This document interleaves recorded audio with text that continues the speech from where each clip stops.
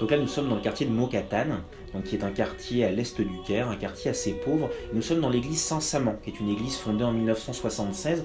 Nous sommes le vendredi saint et nous suivons la veillée pascale avec les coptes orthodoxes.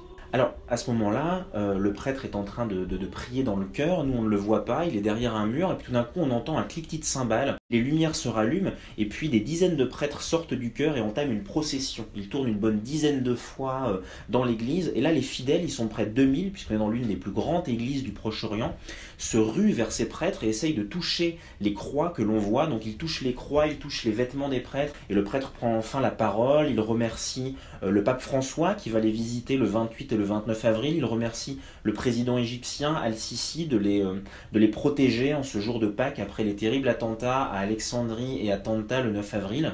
Voilà, donc après la messe, nous avons pu discuter avec certains d'entre eux, notamment Shahata qui nous a invités à manger chez lui pour rompre le jeûne après le carême et qui nous a dit: moi je n'ai pas peur de venir à l'église puisque le terroriste pense qu'il peut nous tuer avec des bombes, mais il ne nous tuera pas car notre vraie demeure est au ciel. Nous chrétiens, nous sommes juste étrangers sur cette terre. Donc là nous sommes à Alexandrie, sur la promenade, près du port, où des familles égyptiennes se baladent, certains mangent des glaces, d'autres montent à cheval. Impossible d'imaginer, lorsqu'on est dans cette ambiance, que 5 jours plus tôt, à quelques centaines de mètres de là, un attentat revendiqué par l'État islamique a tué 7 personnes devant les grilles de la cathédrale Saint-Marc. Que ce soit à Alexandrie ou à Tanta, comme on le voit sur ces images, il était impossible de rentrer dans les églises. Un important dispositif de sécurité se tenait devant elles. Les rues étaient coupées, des blindés protégeaient les accès. Des ouvriers étaient encore en train de réparer les vitrines soufflées par l'explosion.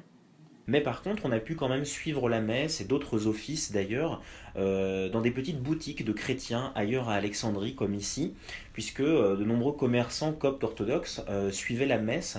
Donc là, on voit entre les paquets de mouchoirs et les briques de jus d'orange Tawadros II, qui est le patriarche d'Alexandrie et donc le pape des coptes orthodoxes. Nous ne sommes pas allés voir que les coptes orthodoxes et avons rencontré au Caire et à Alexandrie différents fidèles d'autres églises chrétiennes.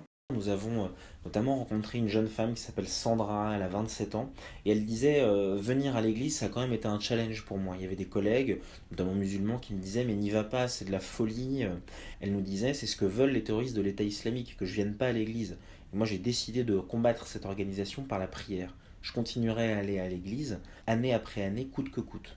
Donc dans cette petite église de la Sainte Famille, on a aussi pu rencontrer le chef des coptes catholiques, euh, donc le patriarche Monseigneur Ibrahim Isaac Sidrak, qui nous a parlé un petit peu de son espoir, de ses attentes de la visite du pape du 28 et du 29 avril.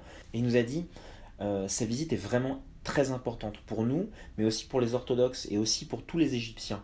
Parce qu'il aurait pu annuler sa venue, notamment après les derniers attentats, et il ne l'a pas fait. Ça montre ce que le pape François est vraiment pour nous et pour l'Égypte, un ami de ceux les plus précieux qui restent près de vous lorsque c'est le plus difficile.